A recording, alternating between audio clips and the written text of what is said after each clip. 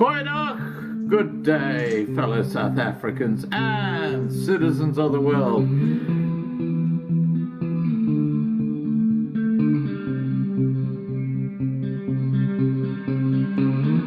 I've been looking around for salvation. I've been looking around for the truth. All around me I see frustration, and I looked all over till I found you. I sit and listen to your stories, and you're telling me, please don't worry. So lot in this world you should know, and love in life is where you should go. If you're looking for somewhere to go, if you're looking for someone to know, if you're looking for someone to guide you, then love in life will guide you.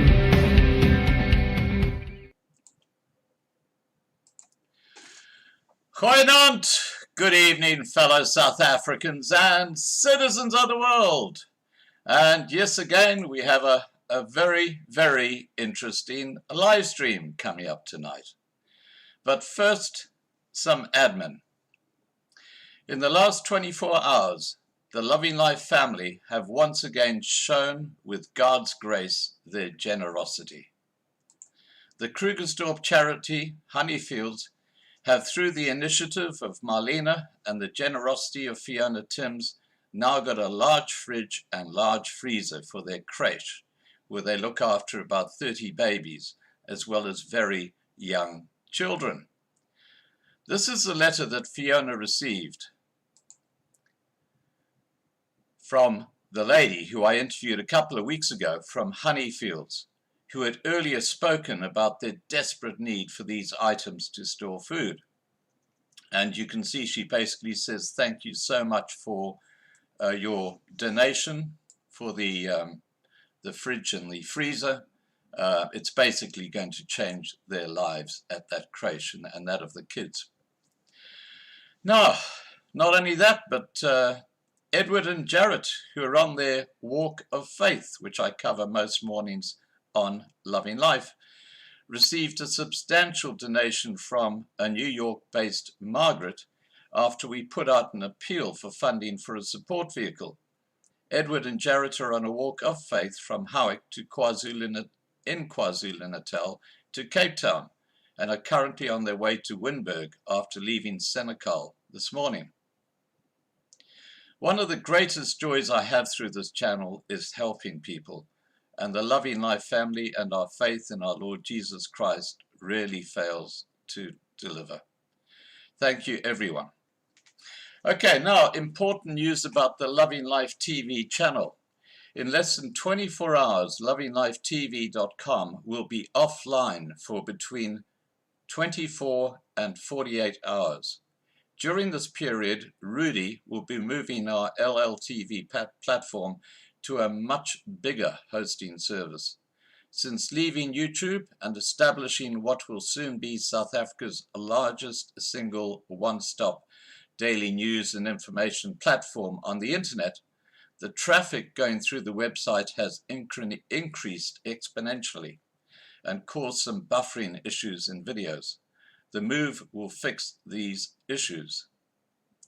The Loving Life forum is now well established. It is linked at the top of LLTV, or the Loving Life TV page, and has some amazing forums covering a wide range of subjects on South Africa. After the planned upgrade of the platform, we will start sending out daily emails to our thousands of registered subscribers.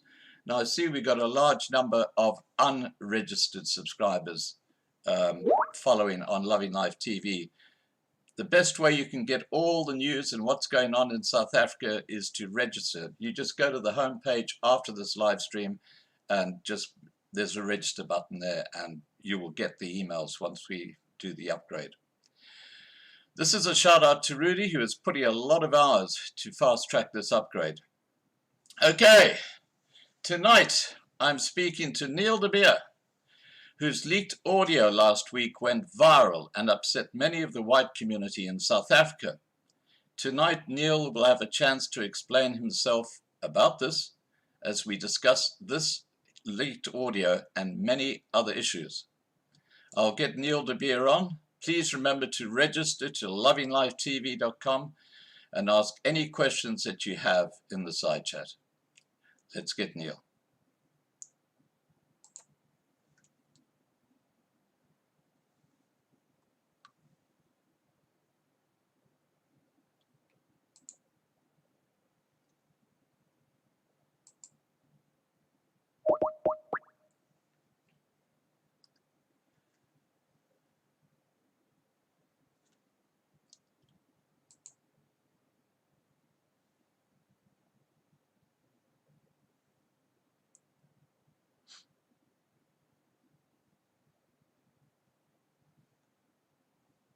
Okay, guys, I'm just waiting for Neil to respond. Here we go.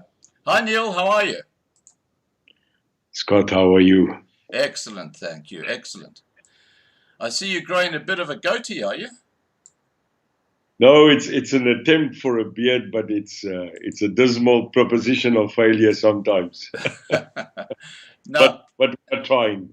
right. We are trying. Now, Neil, I do need to ask you this question to start our discussion tonight. Do I call you?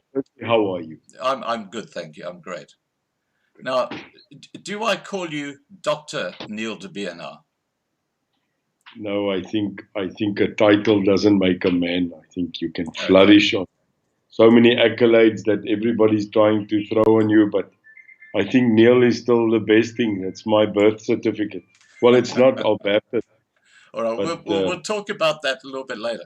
A few months ago, you said you would come back onto Loving Life to chat at any time, and I thank you for once again joining us.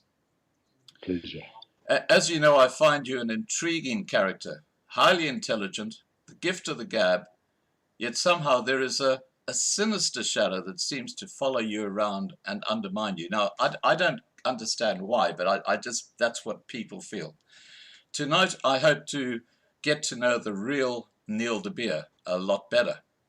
So the first hour session didn't work. Sorry? So the first 3-hour session we had didn't work. Oh, well, we were then basically talking about. Okay, let's go through the talking points that you've presented and a few other issues that I'd like to go through. Okay, let's start off with that recent leaked audio tape where you made certain comments. Do you want to clarify exactly what you meant in that? Yeah, I'm tired of the right wing. Yeah, and you said you're not going to speak to the right wing again, and here you are speaking to someone who would be seen as right wing. Well, you're supposed to be a Christian. I am a Christian. So then you can't judge, and we can't judge people. Okay. So, well. From my point of view, I'm very clear, Scott. I should have used the word gutful, not tired. This country, in my very brief 6 months of exploring the political landscape, is more and more falling into the habitual abyss of the far right and the very ultra left EFF trying to make headwind in our country. Neil de Beer is now seen, and I am a moderate middle, cannot go on to every day be attacked and threatened and being listened to of the war stories and the ultra right and the ultra left wanting to destroy our country. And as a human being, which I have the constitutional right to say, I'm tired. That's what I said, and I blatantly stay with it. I'm not going to change my statement. And after 1 week, hundreds of people, nay, thousands agree with Neil de Beer. We are tired of the right-wing, ultra-right, white people, and we are absolutely tired of the ultra-left, so-called black leftist people. We are tired as the middle, moderate, that are trying to really not look for war, not look for ways of ultra-racism, but trying to make something work which is already, according to many, an impossible task. Okay, now I need to address something you said there, and it's something that really pisses me off, okay? And that is the reference to right-wing and even ultra-right-wing, because it's like the R word, the racism word. It gets thrown around and it's completely lost any value or any context at all, because it's used as a weapon. It's a weaponized word, often by a group of people to try and get out of a situation where they're in the shit. Now, using the word ultra-right, can you, now hang on, Neil. Can you please, no, hang on, I'm going to ask you a question now. Can you please explain to me what ultra-right actually means? What is an ultra-right wing person? Can I ask that we don't use foul language? Sure. But that wasn't foul language. Well, Scott, you know who I am. You know where I come from, and you have seen my book. I clearly know who the ultra-right wing is of this country. Tell me. So kom ek en jy draai nou nie boekies om. Tell me who they are.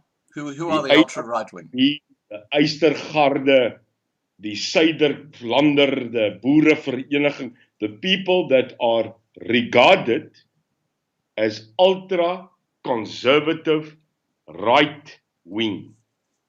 You find them in America. They call the Ku Klux Klan. Now you can package the zebra like you want to, paint it what color, but the grouping of association of wording to describe a ultra-conservative, non-combustitive, non-movement grouping is right-wing. What else do you call it? I'll tell you what I call it. I call it a group of people who want to maintain their culture. They are desperate to maintain. No. Look, I heard you out. Did you hear me out? They're a group of people who want to maintain their culture. Like the Boers, they want to maintain, and the Christian word is very important here because they have deep Christian faith and they are not right-wing. They just want to maintain their culture, and they have a right to maintain their culture. But their culture, please, no, look, I didn't interrupt you, Neil. No, their culture is under threat. It is clearly under threat. Well, because of what's happening around the world today. So are you now please listen, don't interrupt me. I didn't interrupt you. Are you suggesting to me, look, are you suggesting to me that the Boers are ultra right wing because they want to maintain their culture? Are you Scott, sorry, are you going to interview me or are you going to speak? No, we're having a discussion. No, I'd like to be interviewed. Don't you want to answer my questions? Yes, but that is called an interview. Well, I've just asked you a question. So, you know I met Isak van Zyl. You know this. How can he be ultra right wing? No, I'm not asking you. I'm asking you. You know I met the Boere Legioen, yes? No, I didn't. But anyway, go ahead. I did. Yeah, I did. I then met his second in command, General Chris Jonk, yes? Okay. 3 times. He's now joined us. Okay. So here's the question. When you speak, and you were the one that hosted us, make no uncertain terms. Absolutely. You were the one. Yeah, absolutely. Yeah. I was very happy to. And I found that a absolute groundbreaking day. Found it, in fact, in many statements afterward, I found it a miracle interview. Absolutely. It was a grassroots interview of a so-called ultra-left guy and an ultra-right thinker. That is what we were boxed. And I want to go back to boxing people. You'll notice one of the things I want to talk about with you tonight is this book called Christians. Ne? But let's talk about the definition of right and left. If you are, and you were in that interview, and I remember your words afterwards saying, what an interview. You even said you're starting to like. It was a great interview. It really was. Now we don't. So let me quickly go through that interview. On the 10 points that night, which is recorded and published, I agreed to 9. 9. And it was echoed across the world. And I said, the only thing, Neil de Beer, and I don't know why I am so important, that Neil de Beer and the UIM will not agree with, is the fact of secession from the Republic of South Africa. I cannot agree with that. I will never agree with that. But in the interim, we agreed on 3 principles: the protection of the Afrikaans nation, the protection of the Afrikaans language, and no doubt, the preservation of the Afrikaner heritage and history. That will never ever be something that even I, as a white Afrikaans speaking culture person, will never relinquish in this country. Never ever. Because the Boerevolk, the Afrikaner in this country, has exactly the same existence right under the Constitution than the Griqua, the Khoikhoi, or the Ndebele. Now, Chris Jonker and Isaac and the Boerelegioen, if you speak to the common denominator in the country, they are seen as right-wing. It does not mean that if you are a right-wing classed person, that you are not allowed to defend your culture. There's 2 differences there. I don't class people like the Boerelegioen, BVN, even people like the Suidlanders, in certain of their opinions as wrong, Scott. I don't. They have the right to fight for their culture, but it is protected under the Constitution. Right. Which I highly regard in my country. Okay. Now, can I just respond to that? You used the word boxed in when you were talking about a group of people. Now, you also used the words, again, right wing. Now, if someone who believes in protecting their culture, their way of life, their beliefs, is not right wing, then what is right wing? What do you see are the characteristics of someone who is right wing? You understood? I fought them, Yeah. when I was with the ANC. Yeah, I know that. And according to the ANC, the struggle, we classified who right wing is. So the definition I'm giving you is a definition that I fought for a very long time, so I can give you that definition according to mine. The ultra right wing, die ver regse, is that grouping that has not just decided to fight for their culture. They've decided to reject the other culture and to remain vehemently in this country in the position that they will not have a country of unity and they will not adopt a factual representative nation as constituted in 94. In other words, there is an ultra-conservative group, ultra, that is currently still fighting for apartheid. And that is my classification, Scott. Okay, well, that's a different group of people too. It is a total different group than your normal. I'm pleased you clarified that. I'm pleased you clarified that. I would suggest that on that basis, that it's parties, political parties like the Economic Freedom Fighters, that should then be seen as ultra right wing, because Well, I basically would say this. that's, sorry? I agree, but they are not conservative right. They are absolutely liberal left. This is liberal versus conservative. This is politics, Scott. And when you work in the realm of politics, your definitions in this country, according to this country, by the way, not another country, jy's of regs of links. You are either for the left or for the right. This is the current definition in the Republic, Scott. But you said Right you or were left. centre, so you don't fit either. No, I don't. I absolutely don't. Okay, all right. Well, look, let's move on from that. I just want to stick with the leaked audio tape, because there's something here that I find, as I said, I find you an intriguing person, and I just want to get to know how you think. Because after that audio tape was leaked, and it was a private, I understand, you correct me if I'm wrong, it's a private audio sent by you to one of your key people. I think it was Vessel who was sent the audio. Okay, it was sent to, how many people was it sent to then? One person. So how could it be leaked? Well, firstly, the leak is illegal. You know that. It's No, but against how the did Poppy it Act. happen? How did the leak happen is my question. So what happened is, on that specific 2 months ago, Saturday morning, I was called by Warren Schultz. Warren is my head of communication. Right. Yes? Okay.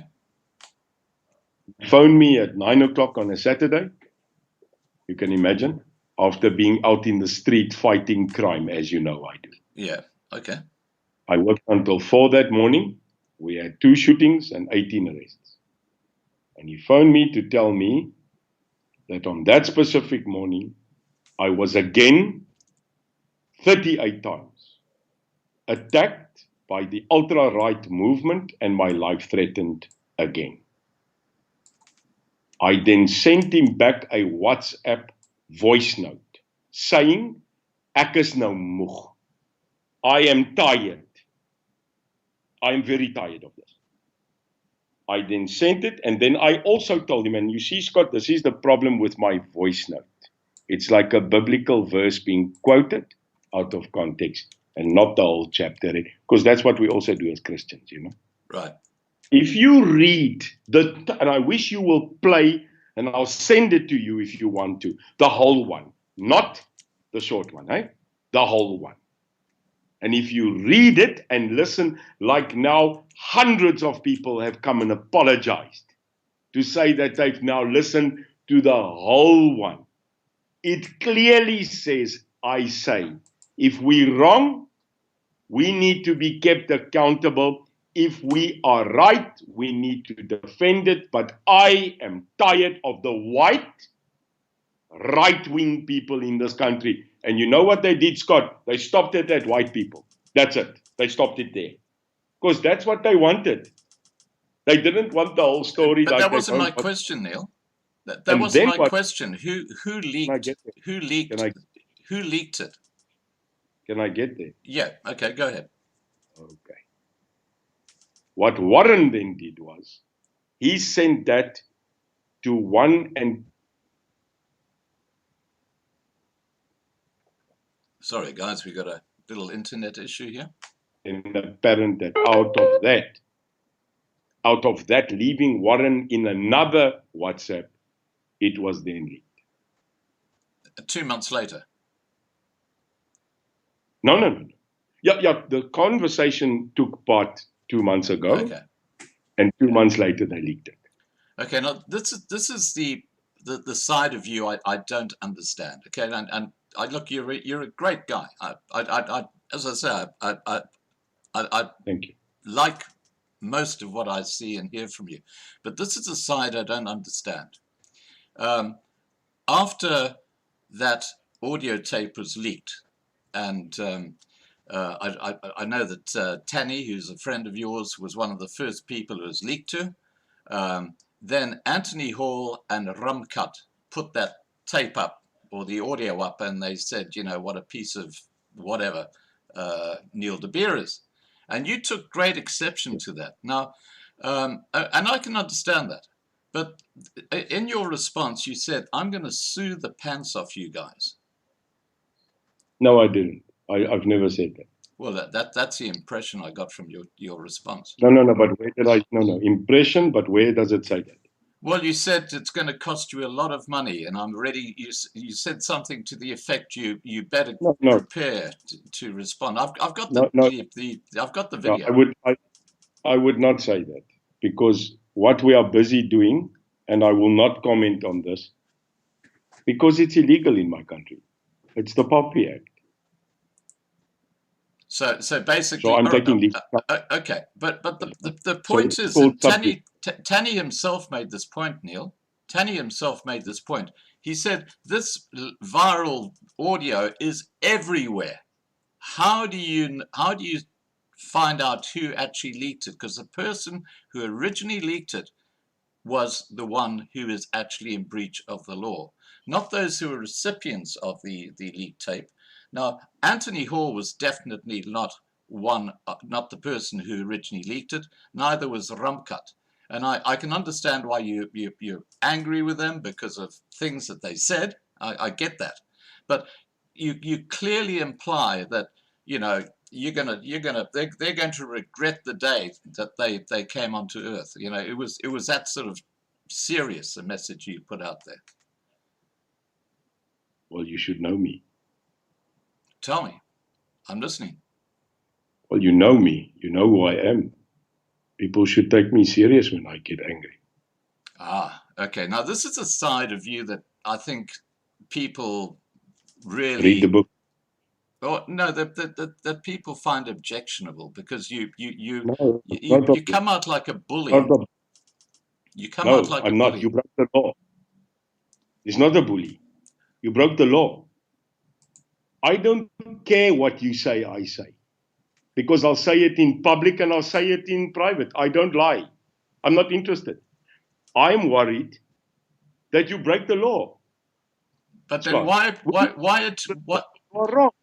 Okay. You're wrong. Okay. I need to just carry on.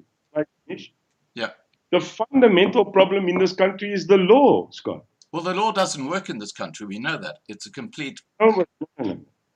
It might not work, but please don't tell me that we cannot attempt to keep law and order like I fought on Saturday in Mitchell's Plain again, where a man in front of me was shot twice in the chest, where I had to sit down with his blood gurgling in my mouth to help him. Do not tell me about law. We are fighting a war here. I am. Where's the rest of the people in this country on a Saturday night when 50 of me have to go and fight the gangs? Where are they? That's why I was on carte blanche last night. Because we are physically, Scott, fighting them and they're shooting us. So I cannot allow that dark wins in this country.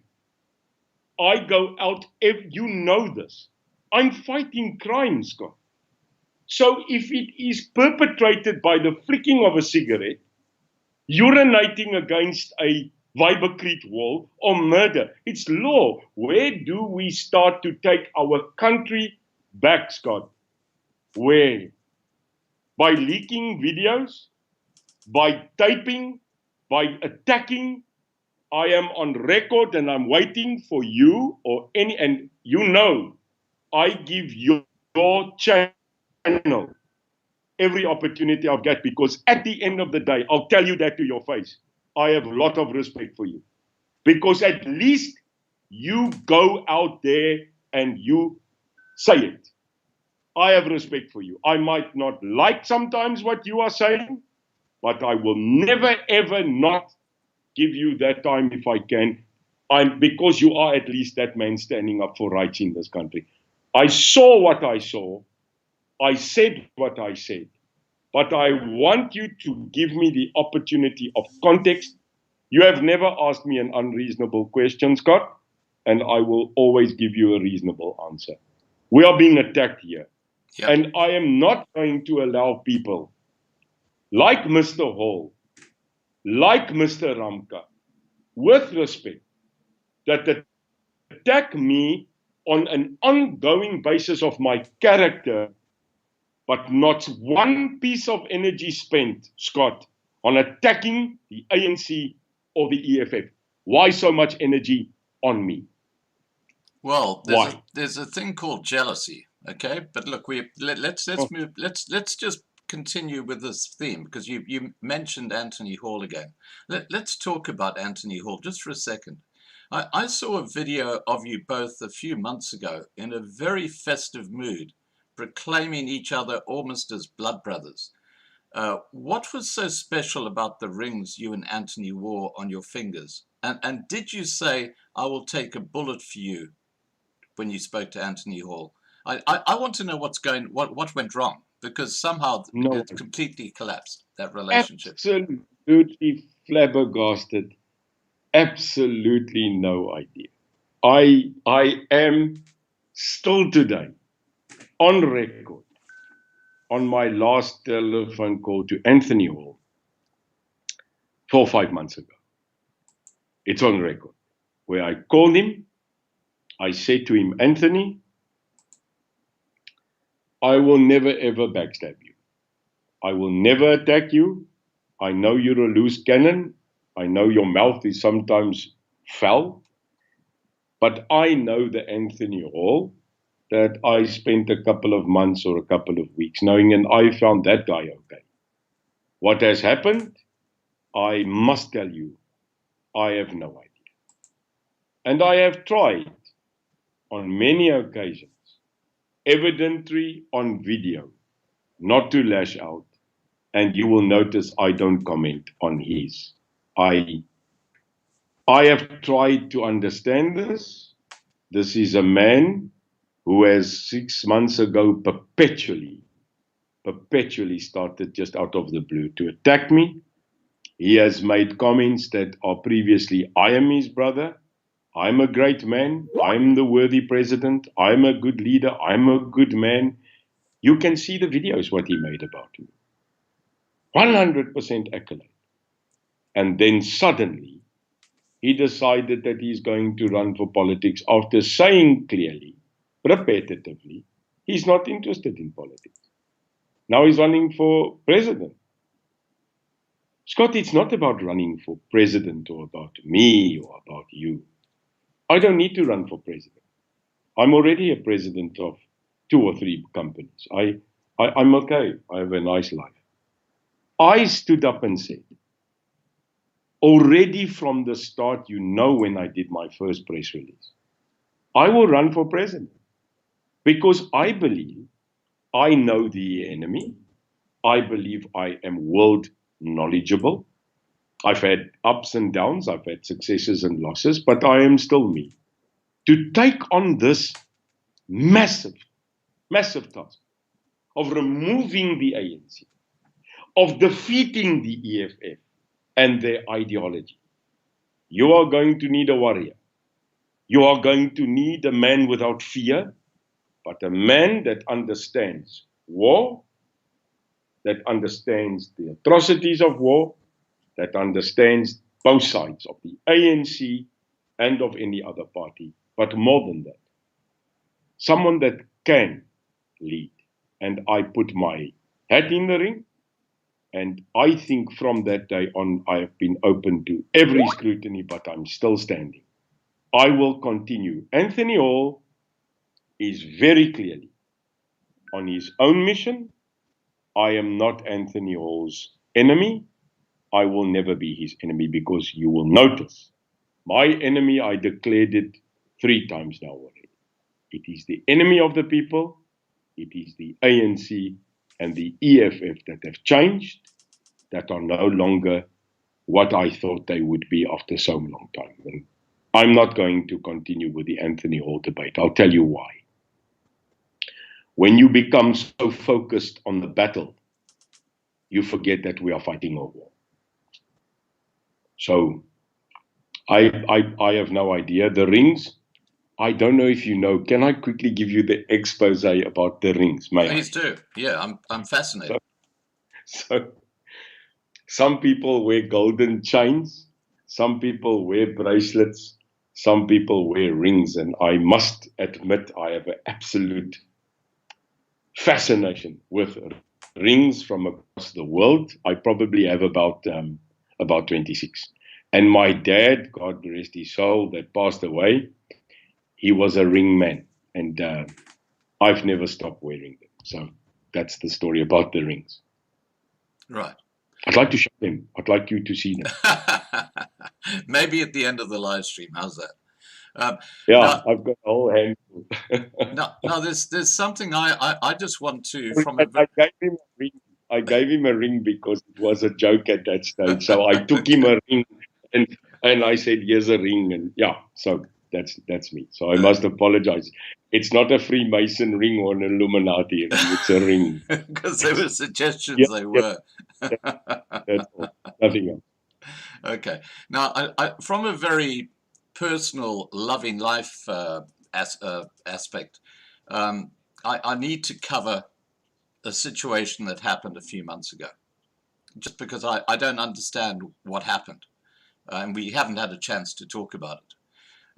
In a live stream on the 23rd of December, that was the one with Isaac, you undertook within 14 days to follow up the inaction by IPID against 20 police who had gone to a farm in Skopje and attacked a white man, nearly killing him. Yeah. Despite both Marlene and I contacting you in early January, you never responded to these requests, and as far as I know, have never followed up as you promised to do. What happened? I firstly, Scott, I must apologize. It was absolute mayhem. It's not different. It's still mayhem. And I must tell you, that one we failed. I failed, not my team.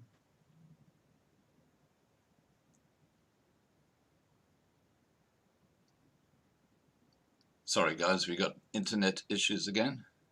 In KZN. Scott? Yeah, I'm here. Yeah. Could you just start again, because we lost you for about 20 seconds there with the internet. No. So there, I'm buying a cell phone company. I'm getting my own network. Trust me. Good idea. So I need a media partner. So Scott, the incident that was discussed that night with Isaac about this person that was attacked in KZN, and that I gave a report that I would give feedback.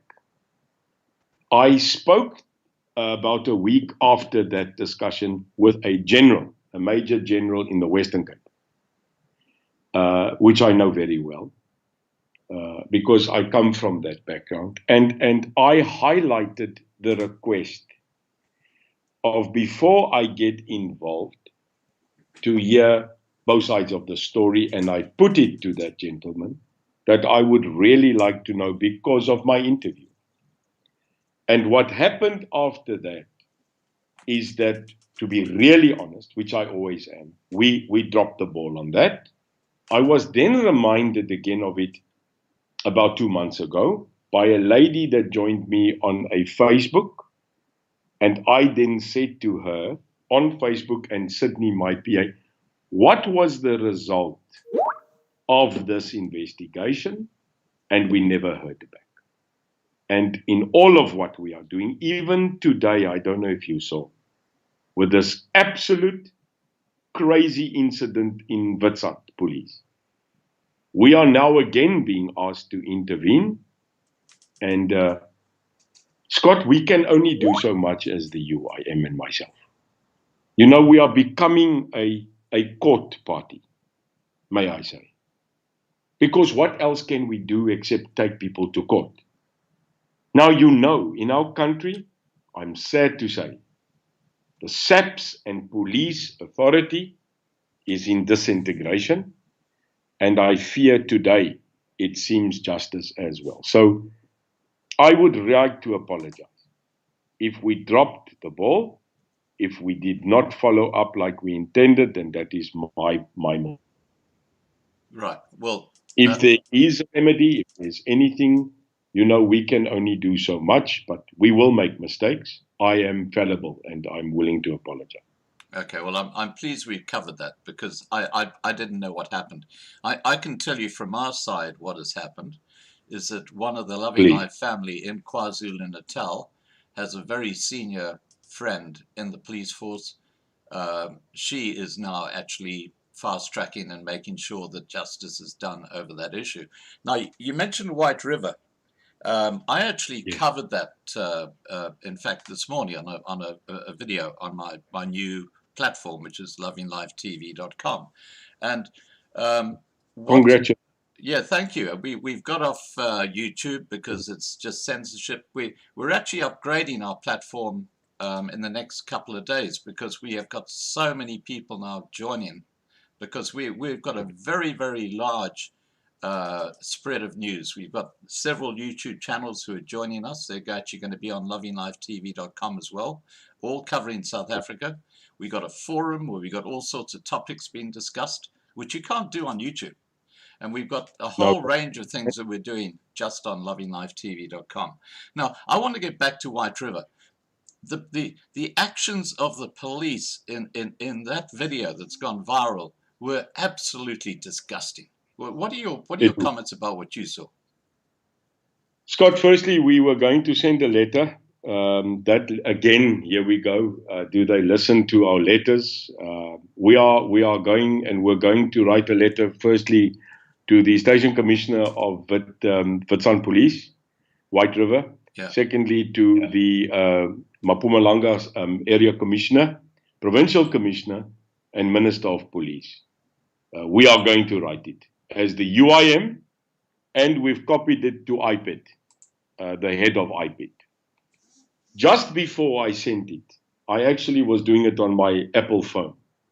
I asked a question to my team, and I asked, is there any statement from three sides? One, is there a statement from SAPS? Two, is there a statement from the person that got assaulted? And three, is there a statement from the security company? I think they are called, I think it's Drager. Or we then finally this afternoon was forwarded by a guy called Tim Hawkins. We were sent the full statement from Barend, the lady that is affiliated to the gentleman Barend that got assaulted. We have their statement.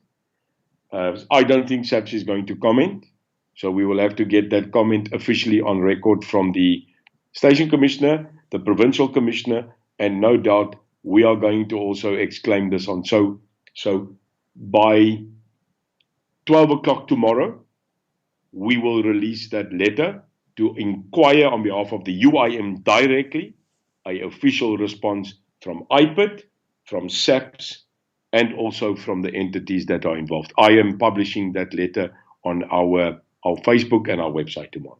Well, I can also tell you that on Thursday night, we're actually going to have the guy who's in charge of the security company, or he was actually witness to what happened. We're going to have him on live stream here on Loving Life TV on Thursday night. Now, but we also do have the copy, Scott, of our letter. If you could send me a copy of that, that'd be great. We will do so. Okay. Now, let's get back to. I've gone a bit off the rails here, but I think it's been important because I want to understand Neil de Beer.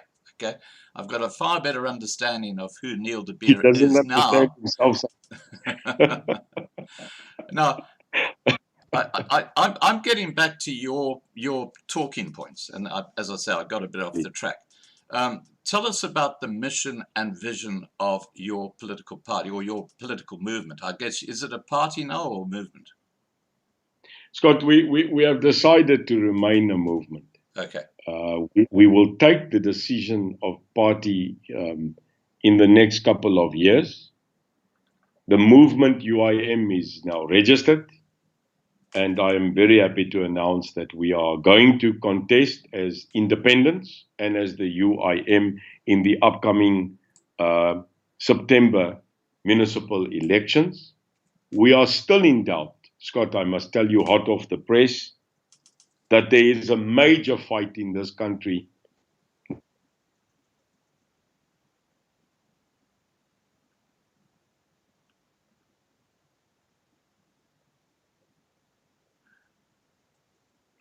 that will immediately, should this government decide to postpone the elections, we are ready to go to the Constitutional Court, because it is a constitutional prerogative that within 5 years after terms expire, they have 3 months after election expiry, 5 years term, which is in August, they must hold the local government elections. They are using excuses like COVID, they are using excuses like health, etc. We are vehemently contesting it, and we are demanding that according to the Constitution, this election takes place in September. Van die mense is hartvol. We cannot allow the feasting on this carcass of treasury to go on a day longer. So the UIM will contest 8 current municipal districts. We have identified them. We are not going in currently as a party. We are going to contest 8 such metros at the moment, and that is what we are going for as the UIM. We are fully prepared, we are fully funded, and we are ready to engage. Right. Now, tell us about 2024. This is again what I find intriguing about you, because whenever I hear you talking about you going into politics, you say it as a fact, and it's very presumptuous of you. You say, I will be president of South Africa. You don't say, I'm going to be putting my name up as president. And you know the other person who said he was going to be president of South Africa? Hlaudi Motsoeneng. Remember him back in 2019 saying, I am going to be president of South Africa. And he got about 5,000 votes across the country. And then he said, the election was rigged because he was the president. I mean, this is, okay. So what gives you the confidence that you are going to be president in 2024? On what facts do you base that? Only on 2 facts. Well, tell us. One, I'm in God. And secondly, it's not about elections in 2024, Scott. It's about logistics. It's got nothing to do with elections, sir. Okay, explain. It's logistics. Explain logistics. Well, 17 million people voted in the last elections. 17. Right. Yes? That is the IEC stat. 17 out of 50 million. So number one, Scott, the African National Congress as they sit today, and this is clear, and I think you will agree, is currently running a country which had no quorum in the election, if I'm correct. A quorum normally is 50 plus 1. They ran an election, and the IEC authorized and let a vote and an election stand where they didn't even have a national quorum. So my opinion currently is the African National Congress has no mandate to be in power, because they only got 10 million votes. 10 million of 17 million people voted this current, illegitimate, unquorum, unmandated government into place. But that's good news, because only 3.5 million voted for the DA to make them the official opposition, and only 1.8 million the EFF. So let's focus just on those 3. Right. ANC, DA, EFF. They are number 1, 2, and 3 in this country, in Parliament. Now, if you told me as a very strategic strategist, as a person that understands military combat and strategy planning, those odds, I'll take those odds. But if you told me 35 million people voted, 40 million people voted, I must be really frank with you, not honest because I am. My odds of stating that I will become the president-elect of this country, or that I will become a force of a party to be reckoned with, I think I would not have been that confident. But Scott, is only 17 million people that voted. That means, in calculation, we've got 35 million people that did not vote in this country. This means that some or other reason, the majority people in the Republic refused to vote, was not interested to vote, or didn't care to vote. I'll take those odds. I'll take them.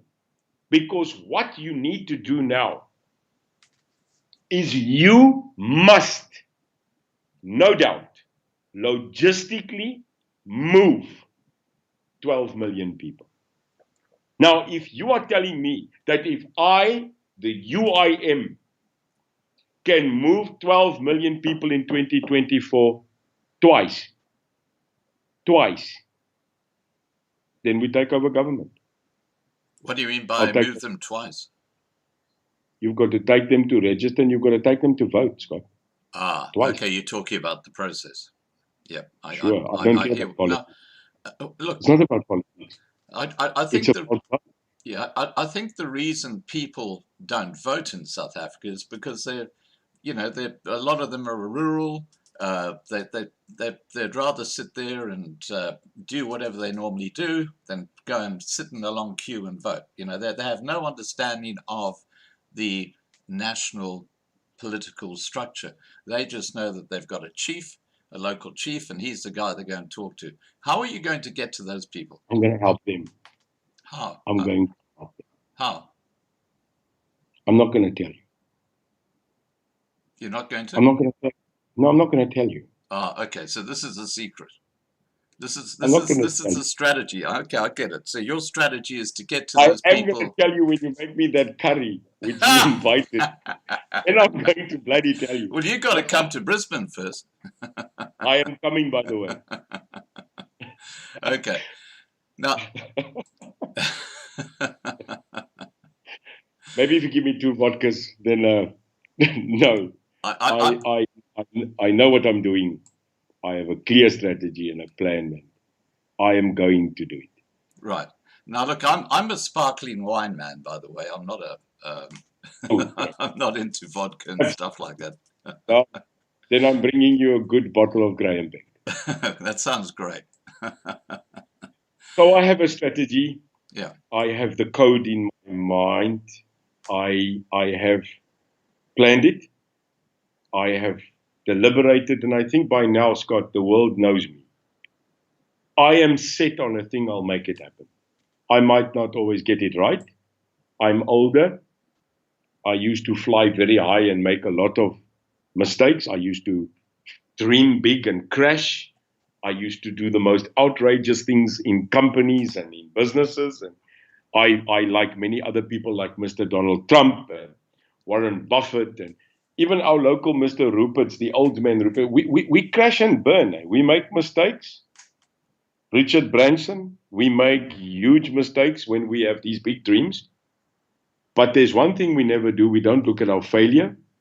We look at what we have done, and then we better it. And I'm one of those guys. So I started a company a couple of years ago, a fund.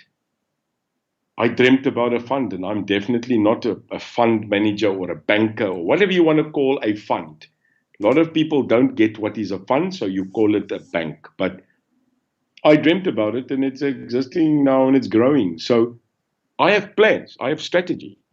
So I believe that the majority people in this country do not want to continue with a system of a ANC draconian state that's killing itself, and that's interesting, the news coming out today, and also a EFF that is a liberal, communalistic, nationalistic ideology, and I know they'll stand with us. Right. Now, just talking about your banking side, there was an open letter that went out on the internet to you just in the last week.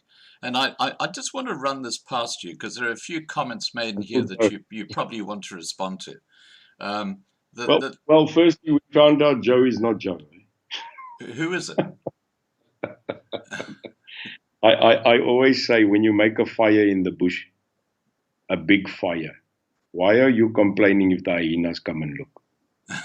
You should have made a fire in the first place. So I think people are a little bit too eager to destroy me. They make mistakes. Well, let me put this. Let's go through this letter because it does raise some interesting points. Okay, and I'll give you complete. You can just answer. Okay, so get back to my 10 points. Oh yeah, we'll get back to your 10 points very shortly. In fact, we covered quite a few of them now, just in other discussions. You're But doing well. You're doing well. okay, the letter starts off, Mr. De Beer, or Dr. De Beer, you have stated repeatedly that you are the president of an international bank and that you are an economist. What economic or other academical qualifications do you have? So, over to you. Firstly, I don't have a bank. I have a fund. It's called Invest Fund Africa. Now, when you speak to the layman and you tell them a fund, they have no idea. What is a fund? Well, a fund in economic terminology is an entity registered and licensed to take in money and distribute money. That's what a fund does. To the normal person, it's called a bank. So what we do when we talk to people, instead of telling them it is an investment infrastructure fund, we tell them it's like a bank. It's a bank. We not a bank. We take in money from the world and we borrow it out to countries on the continent of Africa to grow infrastructure. So I want to make it very clear. We are an investment fund based currently as a head office in Mauritius as a fund capital structure and supported by a head office group in Spain with a partnership there. So we are not a bank, but watch the space. We have decided to look at now going into starting our own investment bank. So yes, we are talking about it. And by the way, Scott, it is on our website. So people mustn't get confused.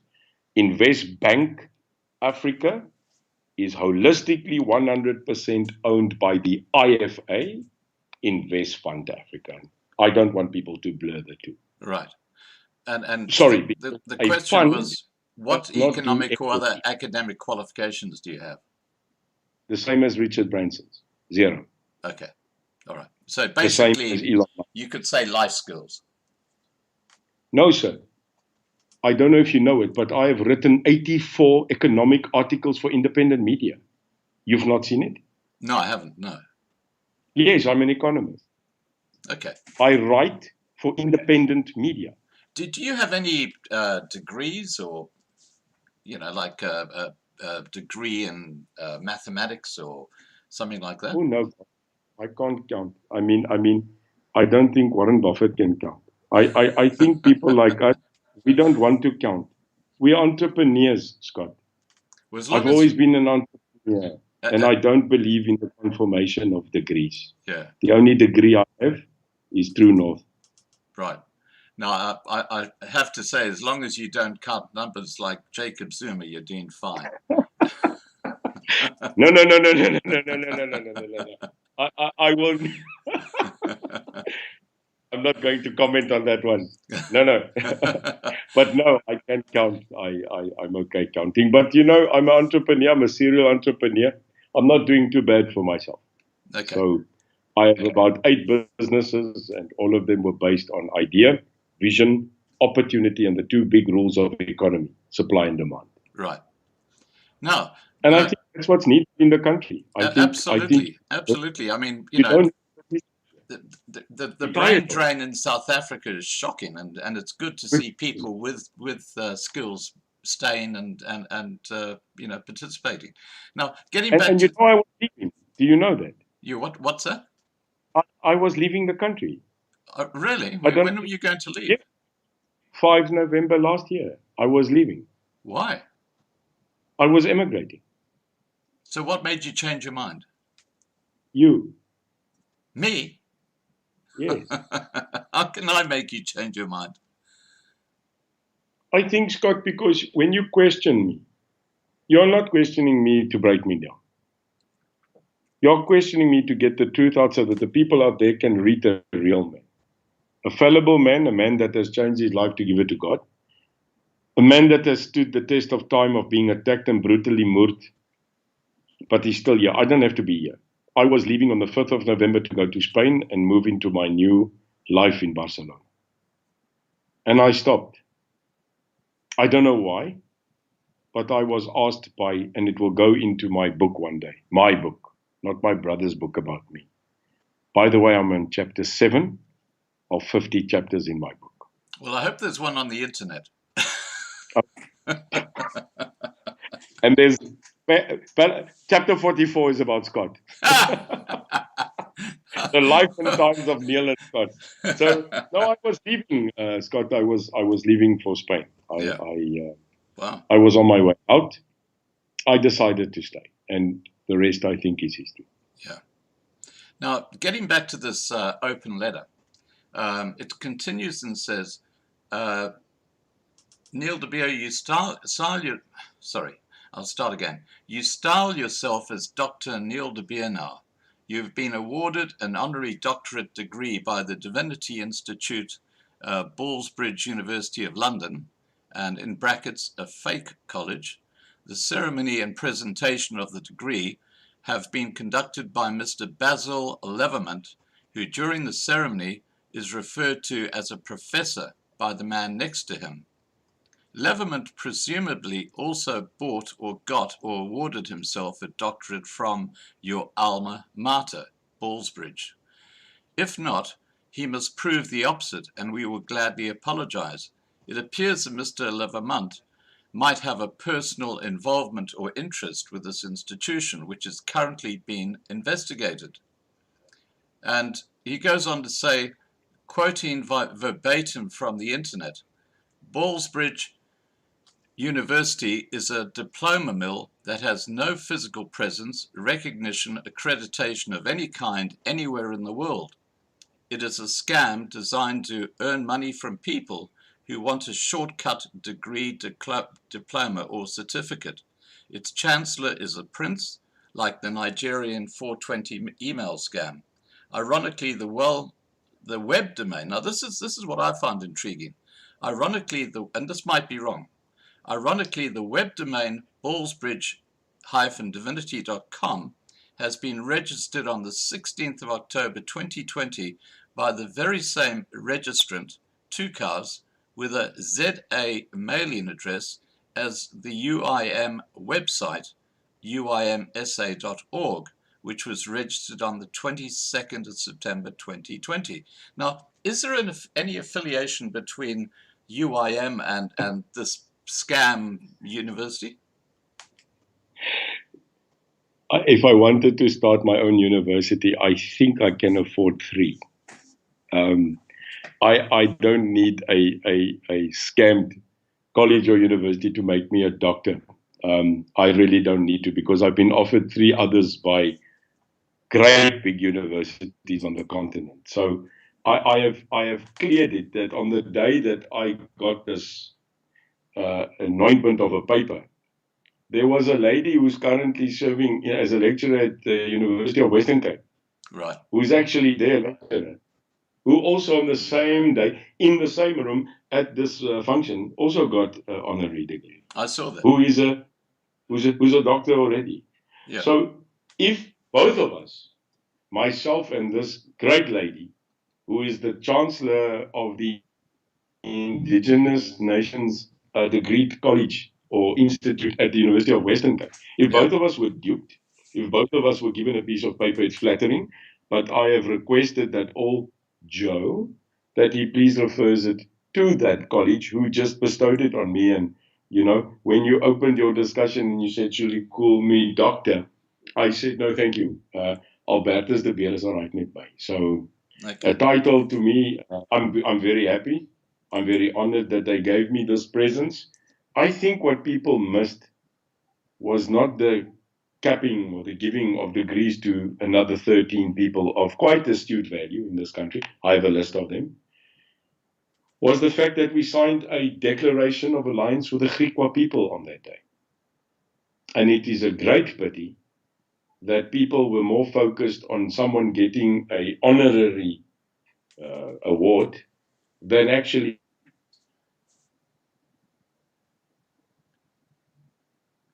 Griqua nation under Alam Koplo V. I was wondering why Joe didn't write about that.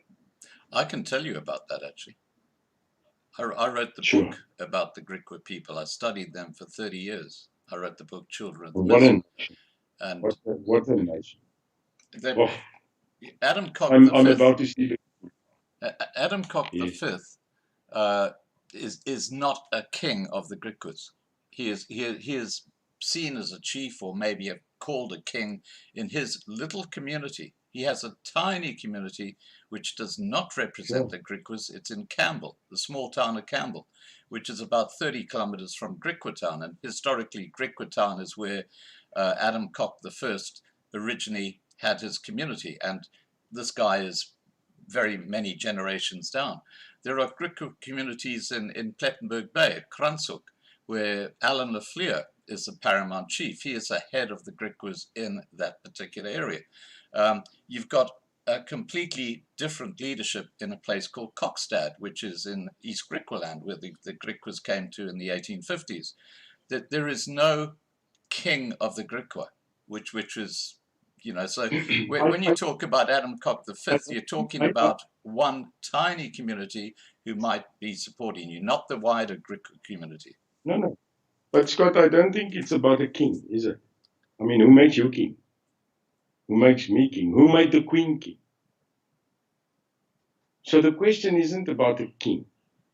The recognition of a multitude of indigenous nations in this country is very important, if you would agree. I do. I get it. And this is why it is vital. So what we did was, there is an indigenous council. I don't know if you know it. Oh, yes, I do. Now, we are speaking to that council. And they are recognized by state. They are recognized by government, like Controlesa. Yeah. Controlesa, obviously, is a governing parliamentary system for traditional leadership in this country. So the UIM, and here's a quick question because I want to get to that. Who's the Boerevolk leader? The Democratic leader? elected. I have no idea.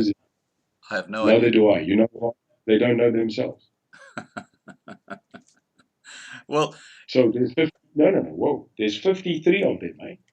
Yeah. So here's a question. I've just been invited by the Indabele. Do you know the Indabele? I do. They've invited me. They want to do exactly the same like I started with the Griqua grouping. The Indabele want to talk to me. Okay. Why? Now, okay. Can we get back to the Griqua again? Just I want to give you some advice on the Griqua. The biggest and most influential group of leaders amongst the Griquas actually are under the umbrella of the Griqua National Council. That's a group that you need to speak to if you want to speak with authority on behalf of most of the Griqua people across the country. That I'm just letting you know that's the guy. And and I will give you the word. We will get there, Scott. Yeah, and I can tell you that Alan Lafleur's brother, Cecil Lafleur, is one of the key people within that Griqua National Council. Anyway, that's just by the by. And we'd like to talk to him. We would love to. Yeah. We would love to. Well, I know them both well.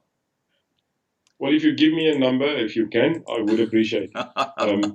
I'm not going to get them involved in politics because I know their views on politics. I think it's important, as you will agree, that we are actually a group of nations in a nation. Yeah, absolutely. This brings us back to this right-wing labeling, which I hate because, as you said correctly just a while ago, the Boers have every right to have their own culture, their own beliefs. And I think places like Orania are so important because there they can practice and be part of a community that and they... I've got to remember, I have a UIM member from Orania. One. You've infiltrated Orania. My gosh. On her membership form, it says Orania. I said, no. And as true as God is my witness, yeah. So we have one lady in Orania. Well, there you go. I mean, that's making headway, that's for sure. Right, now look, I think we covered most of the points in here. Okay, we've got the them, racial I divide. think. Do you want to talk about the racial divide in South Africa? Yeah, it's bad, Scott. It's a tenseness. It's a massive tense debate in this country, and we are perpetuating. And that's why I was so glad that I could clear up what I mean with right wing. I must apologize if it is not the right wording. I'm not talking about the conservative white Afrikaner. I'm talking about that which you in yourself know, the ultra militant right. That is what I will say from now on, if that's the right description. But I am no doubt, without any confusion, staan ek vir die regte van die Afrikaner, want ek is self 'n Afrikaner, and I will not stop fighting for them.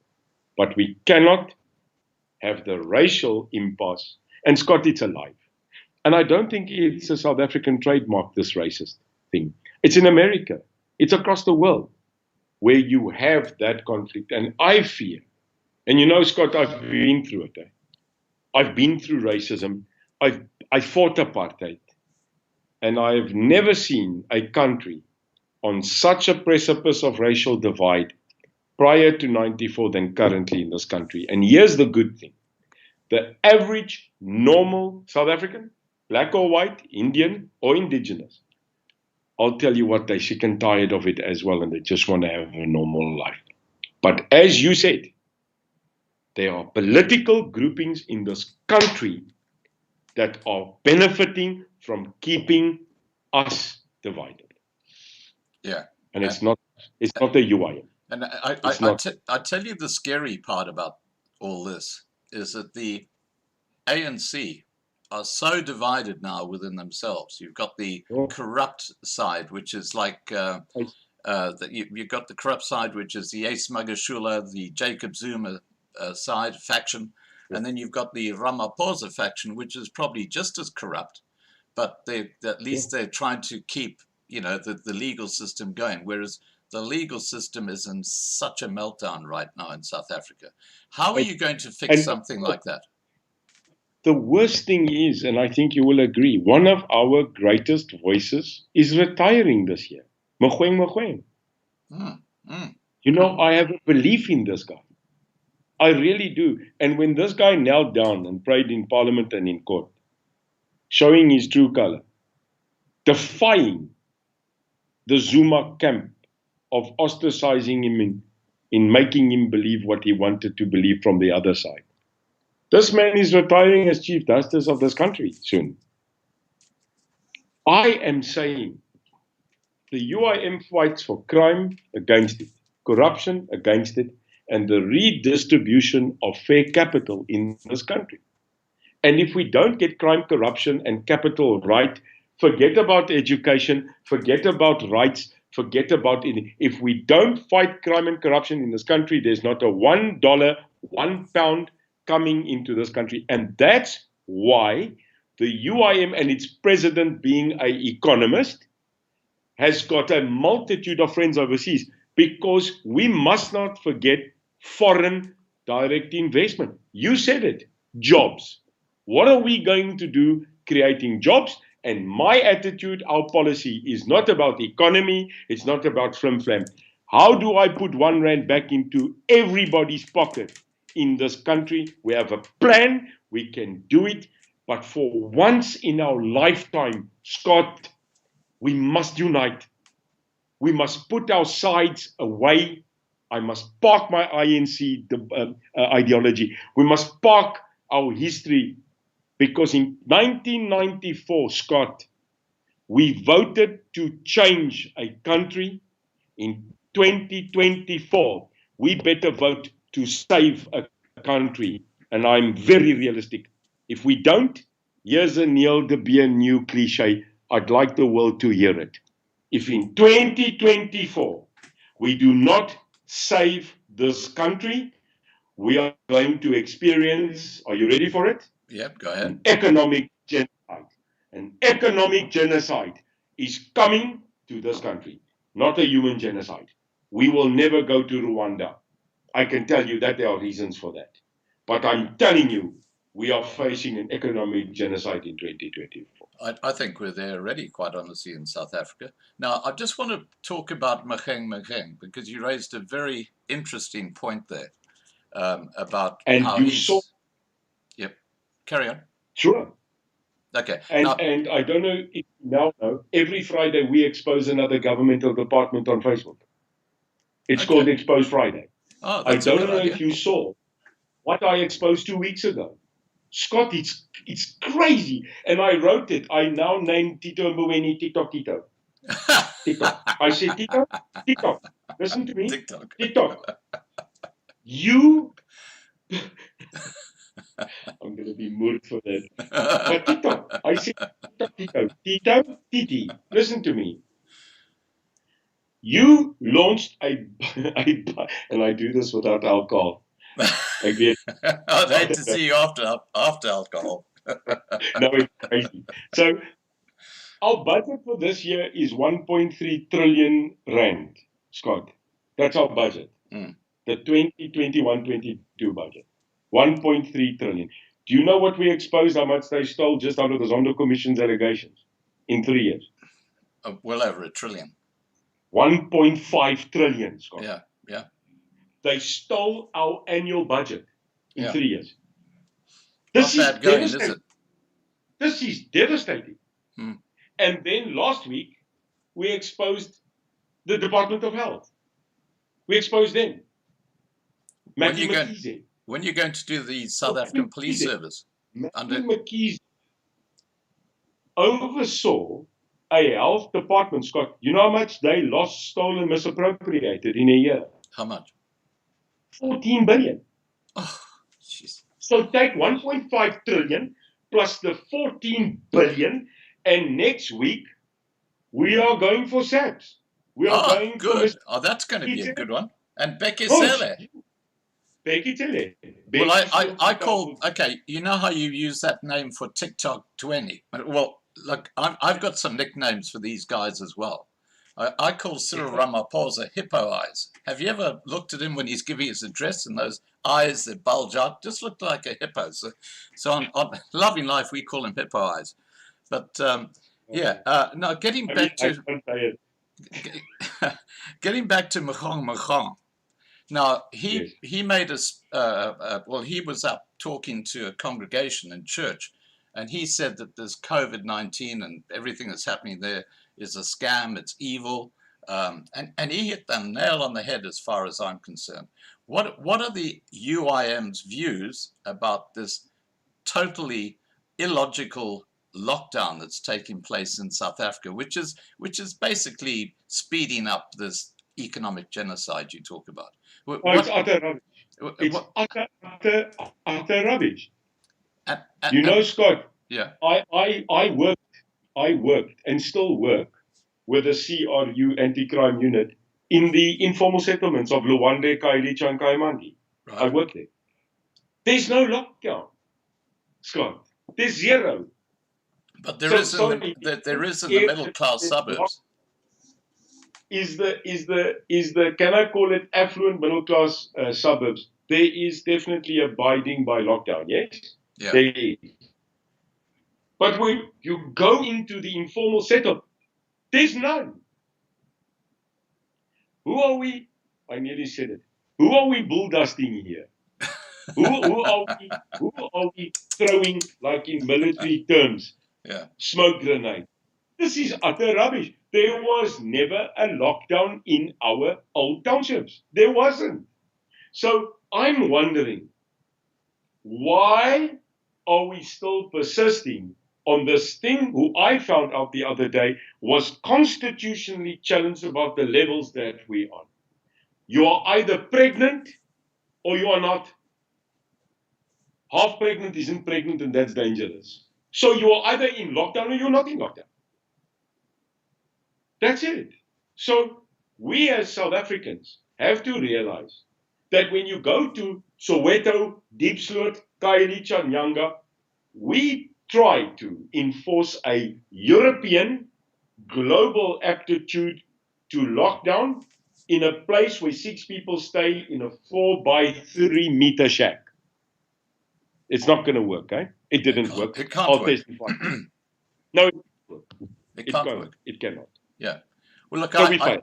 I have to say, Neil, I find it extraordinary that you've got Bekele walking along beaches, lecturing, a guy who's taking photos on the beach because he shouldn't be there. No. And you've got I've seen images of an army guy with an AK-47 on a beach with the people sitting, Arresting nearby. a kite surfer. Sorry?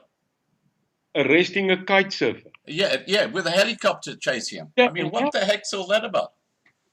But you can't go take on the gangs Yeah. that I have to now take on. You can't go take on cash in transit.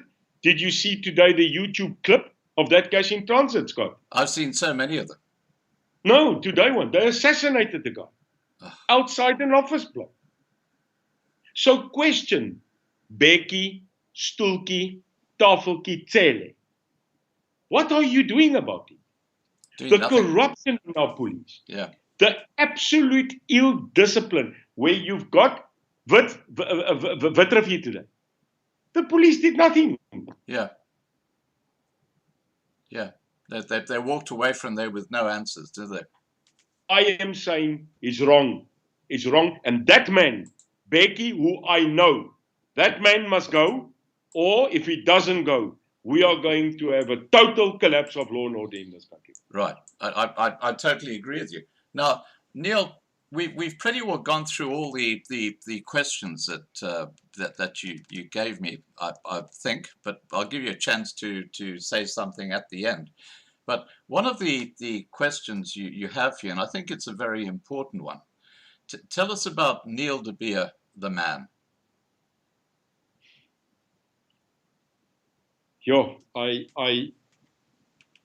you know, there's no doubt I'm tired, Scott. When I was and am still in business, and I have great passion for business. You know, I was a soldier. I was an intelligence officer. I was a operator for state when they wanted to industrialize the country. I was with Madiba. I loved him. I loved Nelson Mandela.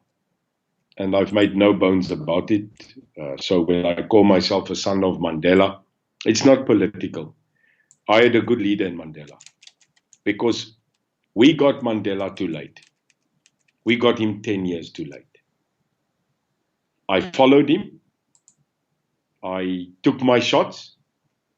I'm a humble guy, find it or not. I'm actually, and I know you're not going to believe me, I'm a massive introvert. I hide away at home. I don't get on with crowds and people. So what I'm doing right now is I face my fears every day because now in politics I can't hide away. My billboard went up today and I didn't want it, but I'm being thrown in public to be scrutinized as an individual. I'm a dad. I have 4 great kids, 3 mine and 1 adopted. I love my family. I'm in vehement love with my country, but my country hates me at certain times. No doubt last week's attack on me, which was unfounded and unnecessary, made me sit down the weekend with my son. Scott, my son came to me, my middle son, my eldest son, 16 years old, and he asked me one thing. He said, "Dad, are they going to kill you?" And I said, "Reese, what do you mean?" And he said, "Dad, are they going to kill you? And if they do, what will happen to us?" This was my son. And at that stage, after being threatened now again this week with death threats and people coming for me, Sunday's exposure on carte blanche fighting gangs. Neil's tired, Scott. Neil is starting to wonder if this was worth it. Neil became a Christian on the 27th of August last year. I am in no denial I was a man of the dark. I was a death angel. I loved war. It was a hell of a thing to give my life to something that I fought for so long. It's very hard to be a Christian. And you notice I wrote there, I would like to understand why, if people claim to be Christians, do they judge? Do they not forgive? And do they continue with us? Because I don't read the Bible like that. And I'm what they call a virgin Christian. I look at other people and I'm new. I still Google if I want strength in the morning, I quickly Google on Bible verse strength and I get it. Well, I've got a better idea for you on that, Neil. On my lovinglifetv.com forum, if you go to the forum link, there's a fellow there whose name is Marius, and he does daily bread, where you actually got a few pieces out of the Bible, and he then it gives an explanation to what it's all about, and it's very, very interesting. You should think about having a look at that in the morning. Can I make one declaration to you? Please go ahead. And I want to make it emphatically on your channel, because I think you may be one of the people in my political career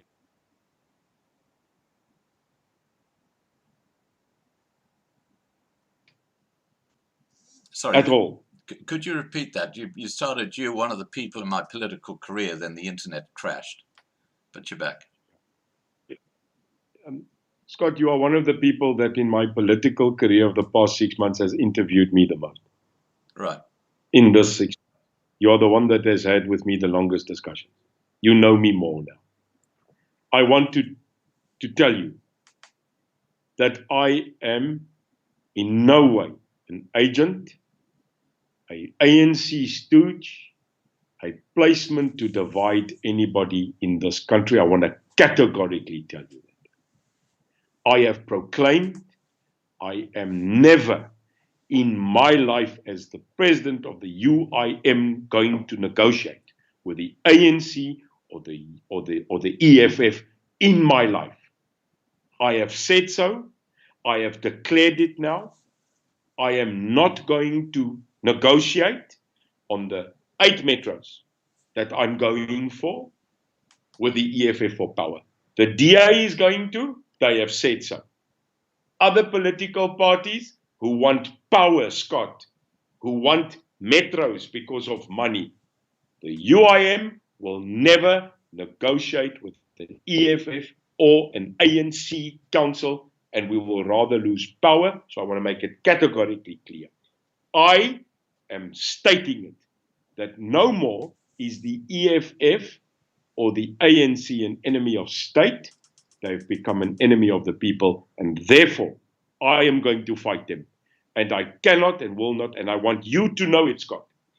Keep me by my words and never let me forget that. Okay. We are fighting for a new country, a new system, freedom for the people that was promised and that is currently become a carcass and hyenas. You are very right.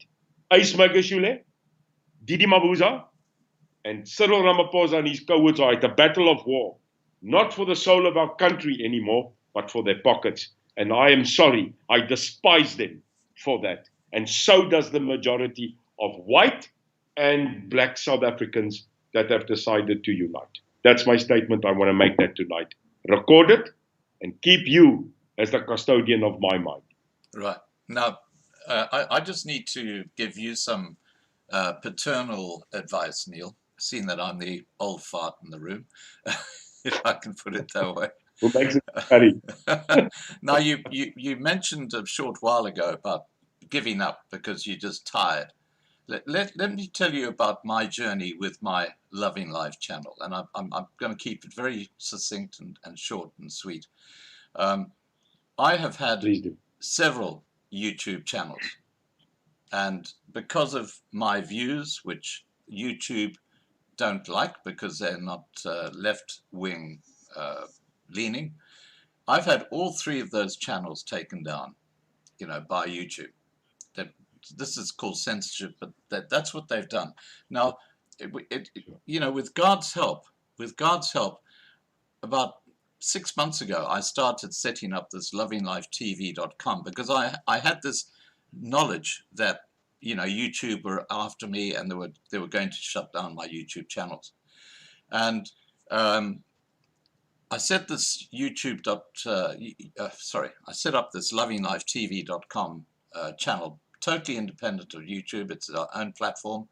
It has grown exponentially. Now, there were moments during that period when, you know, I was being attacked by YouTube.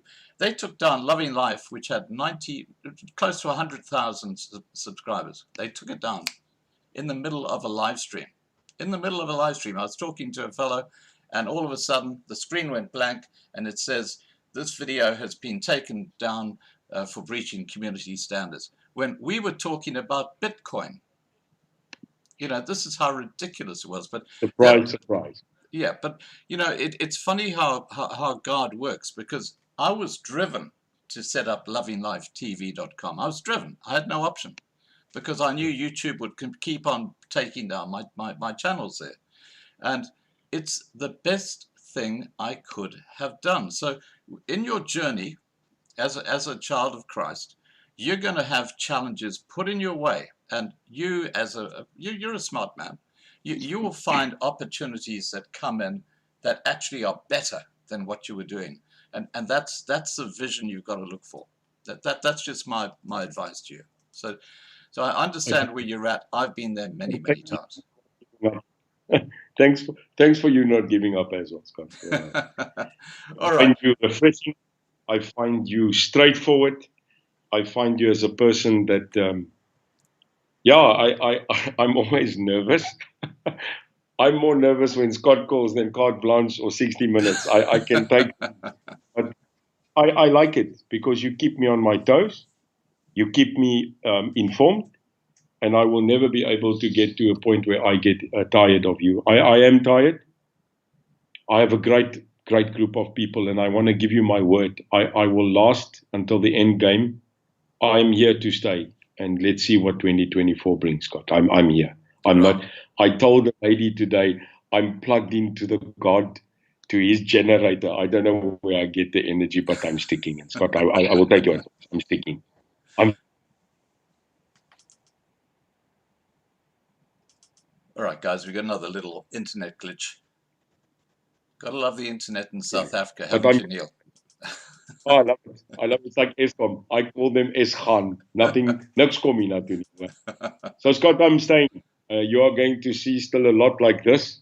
I might lose more of this, but I'm going to be with you and your people, and I'll always be available when I can. I will never not let the moment pass not to be on your program. And you are fair. You might be hard, but you're a fair man, and I'll take fair behalf. Well, you know, I would rather talk to you openly about things that people are saying, so that you know about them and you can respond to them. Because once you respond to them, you've covered it. But you know, as you said famously, you go to a restaurant and you get a bad steak, and that guy walks away and he doesn't say anything to the restaurant owner, but he goes and tells everyone in the community, I had a bad steak. I had a bad steak. So you can say that. And then the restaurant owner says, why has all my traffic suddenly disappeared? So on this channel, we will always call a spade and challenge you about things that we think you need to respond to. And it's a privilege. It's a privilege, and I will remain me. I will remain focused on changing the Republic of South Africa. Okay. All right. Thank you so much for joining us tonight, Neil. We've had a pretty exciting discussion. I mean, we covered a lot of ground.